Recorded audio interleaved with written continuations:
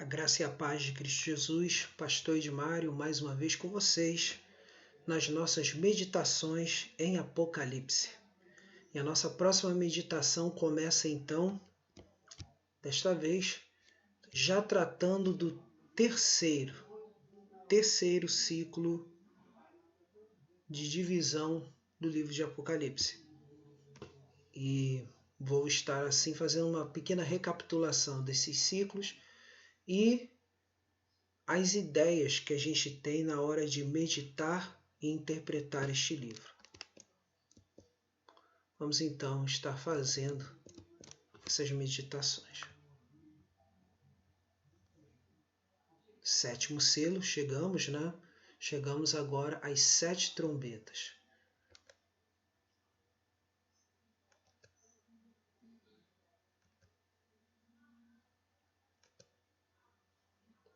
As 7 sessões cíclicas do Apocalipse, tá? Que é representado da ideia de que o que há no Apocalipse são paralelismos e não uma narrativa, né? Uma narrativa linear, não é uma narrativa cronológica. Primeiro ciclo, né? Primeira sessão. Cristo no meio dos candeeiros. A gente já cobriu isso, que foi dos capítulos 1, versículo 1 até o capítulo 3, versículo 22. A segunda divisão, a segunda sessão é a visão do céu e dos selos, que a gente já cobriu também, que vai do capítulo 4, versículo 1 até o 7, versículo 17. A terceira divisão, a terceira sessão é as 7 trombetas, que vai do capítulo 8, versículo 1 até o capítulo 11, versículo 19. Essa estaremos entrando hoje. Quarta, o dragão perseguidor, que vai do capítulo 12, versículo 1 até o capítulo 14, versículo 20. A quinta, as 7 taças, que vão do capítulo 15, versículo 1 até o capítulo 16, versículo 21. A sexta sessão, a queda da Babilônia, que vai do capítulo 17, versículo 1 até o capítulo 19, versículo 21. E por último, as sessões finais, ou a sessão final, que é a grande consumação, que vai do capítulo 20, versículo 1 até o capítulo 22, versículo 21. Proposições para a interpretação do Apocalipse. A primeira delas é a seguinte: o livro do Apocalipse consiste de 7 sessões, elas são paralelas. Cada uma abrange toda a nova dispensação, desde a primeira até a segunda vinda de Cristo. Então, todo o livro de Apocalipse é um abrangente total. Não é, vamos dizer assim, um livro que é totalmente do passado e nem totalmente do futuro. Ou como alguns falam, né, que do capítulo 1 até o capítulo 3 é o passado. E do capítulo 4 em diante é o futuro. Não, nem uma coisa e nem outra. Todo o Apocalipse é um grande quadro que se repete de várias formas, detalhados para compreendermos as várias coisas envolvidas nessa história da consumação, que é a história de Cristo e sua igreja. Que a gente pode falar assim, que o livro do Apocalipse, ele é o livro da consolação. Principalmente está sendo muito consolador para mim estarmos meditando, né? Porque cada parte que acabo trazendo para vocês aqui acaba sendo um novo momento de meditação e encorajamento para a minha vida espiritual. E creio que também está sendo para a sua vida também. Segunda, as 7 sessões podem ser agrupadas dentro de 2 divisões principais. A primeira divisão principal, dos capítulos 1 a 11, consiste de 3 sessões que eu já falei anteriormente. Estas 2 divisões revelam um progresso em profundidade ou intensidade do conflito espiritual, ou seja, entre, no caso, a igreja, né, e o anticristo, as forças do anticristo ou as forças de Satanás, para ser mais exato. A primeira divisão principal, capítulos 1 a 11, revela a igreja habitada por Cristo e perseguida pelo mundo. Mas a igreja é vingada, protegida e vitoriosa. A segunda divisão principal, dos capítulos 12 ao 22, revela o sentido espiritual mais profundo desse conflito. É um conflito entre o Cristo e o dragão, em que o Cristo e, consequentemente, sua igreja é vitorioso. Né? Se vocês estiverem ouvindo alguma coisa no fundo, né? Como eu estou aqui gravando aqui em casa, né? Então acontece aí pessoas falando alto, né? Não se preocupe, é vídeo caseiro mesmo. Não é trabalho profissional. Então aí estamos. A segunda divisão principal revela o sentido espiritual mais profundo deste conflito. É o conflito entre o Cristo e o dragão, em que o Cristo e, consequentemente, sua igreja é vitorioso. Né? O livro é uno, sim. Os princípios de conduta humana e de governo moral divino são revelados progressivamente. Os castiçais ocasionam os selos as trombetas, etc. Quarto, as 7 sessões do Apocalipse estão dispostas de modo ascendente, numa ordem que leva a um clímax. Há progresso em ênfase escatológica. O juízo final é primeiro anunciado, depois introduzido e finalmente descrito. Semelhantemente, o novo céu e a nova terra são descritos mais plenamente na sessão final que nas precedentes. Deixa eu até corrigir aqui. Eu sempre aproveito e corrijo, né? Deixa eu ver aqui. Então, aqui, finalmente. Pronto, finalmente. Então, aqui está. Semelhantemente, o novo céu e a nova terra são descritos mais plenamente na sessão final que nas precedentes. A estrutura do livro consiste de quadros em movimento. Os detalhes que pertencem ao quadro devem ser interpretados em harmonia com o seu pensamento central. Seguindo as seguintes perguntas, então, como é interpretado? Qual é o quadro inteiro da visão? Segundo, qual é a sua ideia predominante? Então, essa é a última pergunta. Qual é a sua ideia predominante? Vamos prosseguir.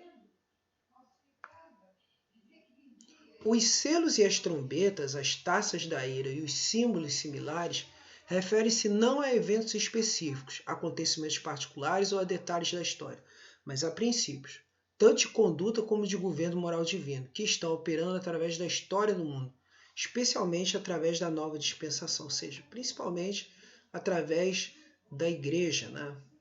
Do novo Israel. O Apocalipse, essa é a sétima ideia sobre esse assunto, está radicada em eventos e circunstâncias contemporâneos à época que foi escrito. Então, seus símbolos devem ser interpretados à luz das condições que prevaleciam quando foi escrito. Oitavo, Apocalipse tem suas raízes nas Sagradas Escrituras. Ele deve ser interpretado em harmonia com os ensinamentos da Bíblia toda. Então, muitas imagens que vão aparecer em Apocalipse, elas na realidade são repetições de algumas outras imagens que nós vemos na Bíblia, como por exemplo, das pragas. Sempre vão haver analogias semelhantes com as das pragas do Egito, quando Moisés libertou o povo do Egito. E também a imagem dos 4 seres viventes, que na realidade são os querubins de Ezequiel. 9. O Apocalipse está radicado na mente e na revelação de Deus. Deus em Cristo é o autor real. Este livro contém os propósitos de Deus acerca da história da igreja. Agora vamos à leitura propriamente dita do texto, né? Vamos acompanhar comigo Apocalipse 8, versículos do 1 ao 7. Apocalipse 8, versículos 1 ao 7. Né? Aí está. Quando o Cordeiro abriu o 7º selo, houve silêncio no céu cerca de meia hora. Então vi os 7 anjos que se acham em pé diante de Deus, e lhes foram dadas 7 trombetas. Veio outro anjo e ficou de pé junto ao altar, com incensário de ouro, e foi-lhe dado muito incenso para oferecê-lo com as orações de todos os santos sobre o altar de ouro que se acha diante do trono. E da mão do anjo subiu à presença de Deus a fumaça do incenso com as orações dos santos. E o anjo tomou o incensário, encheu do fogo do altar e o atirou à terra. E houve trovões, vozes, relâmpagos e terremoto. Então os 7 anjos que tinham as 7 trombetas prepararam-se para tocar. O primeiro anjo tocou a trombeta, e houve saraiva e fogo de mistura com sangue, e foram atirados à terra. Foi então queimada a terça parte da terra e das árvores, e também toda erva verde. Chegamos assim à visão, A visão da trombeta, das trombetas, e a primeira trombeta a ser tocada. Vamos lá ao que o texto vai dizer. O silêncio registrado no versículo 1 representa a preparação para o caráter terrível dos juízos a serem relatados. Então, a gente já vê que esse silêncio é apenas uma pausa, como preparação para os juízos terríveis. Segundo, ao ser aberto o selo, vê-se 2 coisas. 7 anjos com 7 trombetas e um anjo com um incensário. Este anjo recebe o incenso. Este incenso representa a intercessão de Cristo em favor da igreja perseguida na terra. E esta intercessão está baseada no seu sacrifício único e definitivo na cruz do Calvário. Quer dizer, o sacrifício de Cristo na cruz do Calvário, ele como sumo sacerdote nos céus, ele ofereceu o único sacrifício, que foi esse sacrifício de derramamento de seu sangue. E justamente esse incenso é justamente a representação dessa intercessão dele como o único sacrifício perfeito.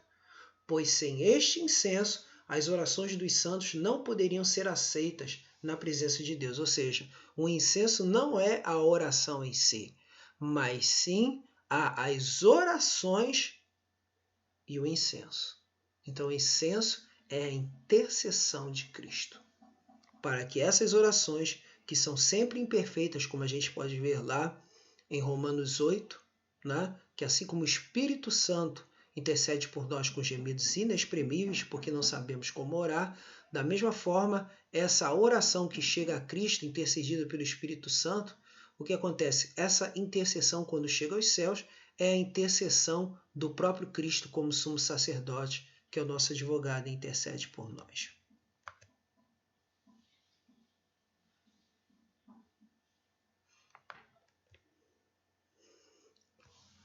E os anjos com as 7 trombetas? Os anjos podem ser 7 anjos de importância. Segundo George Eldon Ladd, seriam anjos como Gabriel, que a gente pode ver em Lucas 1,19, que Gabriel se apresenta como um dos anjos que assiste diante de Deus.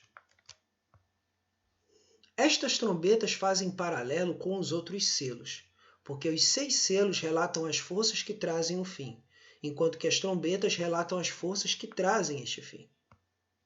Os selos e as trombetas têm em comum são o interlúdio entre o 6º selo e também a 6ª trombeta. Quer dizer, todas as vezes quando se prepara para chegar ao 7º selo, tem um interlúdio. E quando chega na 7ª trombeta, também há outro interlúdio. E ainda o 7º selo e a 7ª trombeta não representam pragas.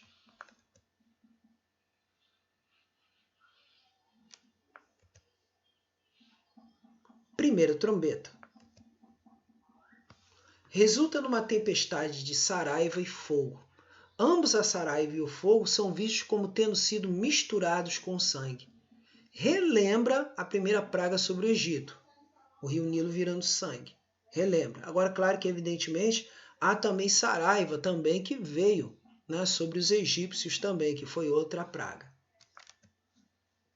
Segundo, esta praga aflige aos perseguidores da igreja, desde a primeira e a segunda vinda do Senhor, que hoje está no trono. O Senhor está no trono hoje. Agora, isso se intensificará quando se aproximar a sua volta, ou seja, essa praga ela se intensificará quando vir a grande tribulação. Isso se intensificará de uma maneira mais forte. Já está começando alguns sinais, e cada vez mais esses sinais vão se intensificar, principalmente sobre os perseguidores da igreja.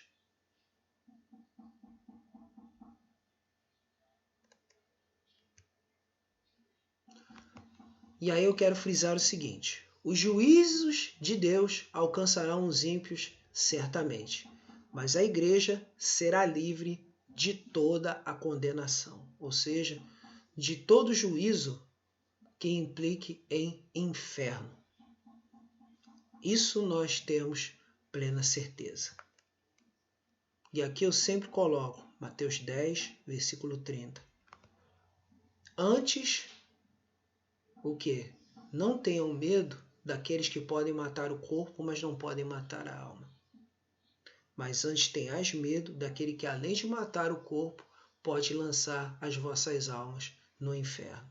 E aí Jesus diz, e aí haverá ranger de dentes. E aí haverá ardor, fogo, choro e ranger de dentes. Então quer dizer, o mais importante é estarmos firmes ao lado do Senhor, porque teremos o nosso galardão. Próximo encontro, falaremos sobre a segunda trombeta. Então aqui, vamos concluir orando nesse momento.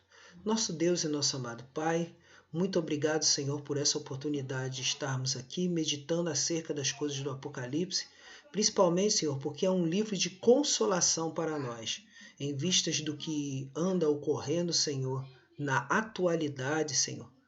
Então a gente pode perceber que, ó Deus, não devemos nos desesperar, mas devemos nos lembrar que todas as coisas cooperam para o bem daqueles que amam a Deus, daqueles que são chamados segundo o seu decreto. E muito obrigado, Senhor, porque o teu decreto, Senhor, envolve a nossa eleição, envolve a nossa perseverança até o fim. O teu decreto envolve, Senhor, acima de tudo, estarmos no meio da lista daqueles pelos quais tu morreste eficazmente. E também fomos chamados, Senhor, ó Deus, pela tua palavra eficazmente. E que também, Senhor, com certeza, ó Deus, sabemos que não merecemos nada da sua parte, Senhor, porque éramos pecadores perdidos, sem total aptidão ou habilidade ou qualquer livre-arbítrio para te escolher, porque antes de tudo, tu nos escolhestes antes da fundação do mundo. Muito obrigado, Senhor, porque estamos no meio dos eleitos, pela tua graça e misericórdia. Principalmente, Senhor, sabemos que somos eleitos pelo seguinte, porque não somos merecedores de nada e que, ó Deus, enquanto sabermos a cada dia que somos pecadores, mas pecadores lavados pelo seu sangue, mas que somos pecadores e que precisamos a cada dia nos santificarmos e crescermos de glória em glória contigo, sim, Senhor, nós caminhamos contigo e devemos nos lembrar que devemos nos entristecer pelos nossos pecados, termos santo temor e tremor ao teu nome e buscarmos sempre as tuas coisas através de oração, através da meditação e pregação da tua palavra, através do congregar no meio dos irmãos. Isso certamente são as marcas daquele que é eleito, lavado e remido no sangue do Cordeiro. Muito obrigado por tudo, Senhor, por essa consolação no livro de Apocalipse, em nome de Cristo. Amém. Então aqui termino mais este vídeo. Curta, compartilhe e inscreva-se no canal Pregador Fiel de Cristo. Pastor Edmário, encerrando mais um vídeo. Deus vos abençoe.